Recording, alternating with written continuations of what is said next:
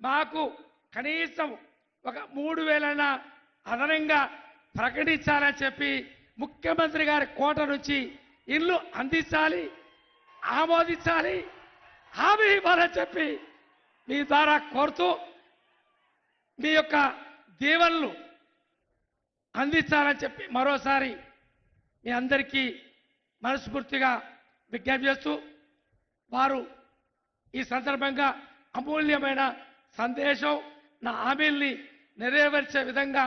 వారి యొక్క సందేశాన్ని అందిస్తానని చెప్పి మీ ద్వారా విజ్ఞప్తి చేస్తా ఉన్నాం.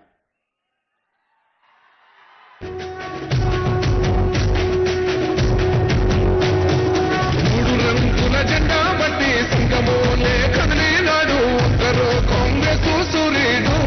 మన రేవంత్ అన్న నిక్కదీసి అడిగే మునగాడు వీడు భూమిన బానైతాడు సాదల ధైర్యం వీడు దొంగ దొరల భరతం పడతాడు మన రేవంత్ అన్న పేద ఇంటికి పండుగ తెస్తాడు సోనియమ్మ దివెనతోని రాహులన్న సైనికుడయ్యి రక్త కొడుకై యుద్ధం చెయ్య సిద్ధమాయే రేవంత్ అన్న మూడు రంగుల జెండా బట్టి సింగమోలే కదిలినాడు ఒక్కరో కాంగ్రెస్ సూర్యుడు మన రేవంత్ అన్న. మిత్రులారా, 2 సంవత్సరాల క్రితం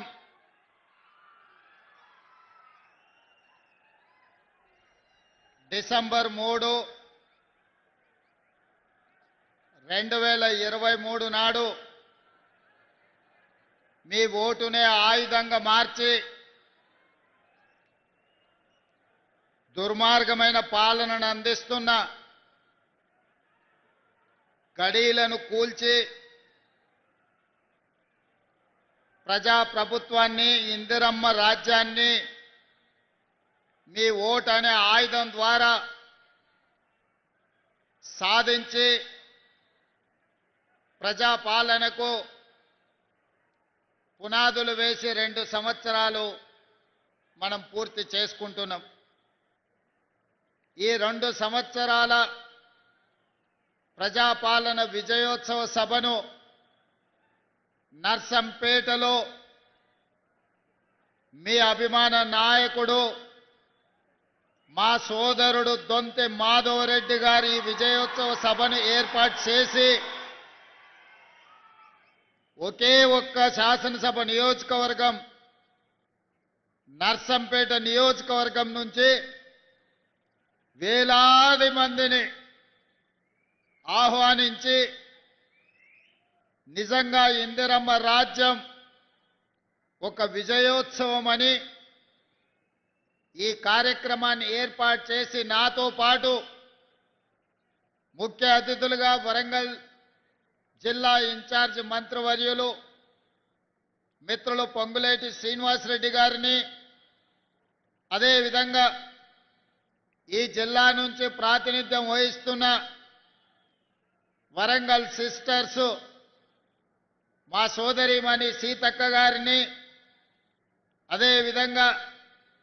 మంత్రివర్యులు శ్రీమతి కొండా సురేఖ గారిని, అదేవిధంగా స్థానిక పార్లమెంట్ సభ్యులు మిత్రులు బలరాం నాయక్ గారిని, శాసనమండలి సభ్యులు శ్రీపాల్ రెడ్డి గారిని, శాసనసభ్యులు మాజీ మంత్రివర్యులు కడియం శ్రీహరి గారిని, శాసనసభ్యులు పెద్దలు రేవూరి ప్రకాష్ రెడ్డి గారిని, అదేవిధంగా నాయిని రాజేందర్ రెడ్డి గారిని, అదేవిధంగా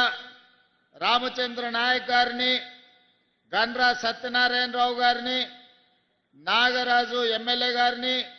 అదేవిధంగా మాజీ శాసనమండలి సభ్యులు మాజీ మంత్రివర్యులు బస్వరాజ్ సారయ్య గారిని,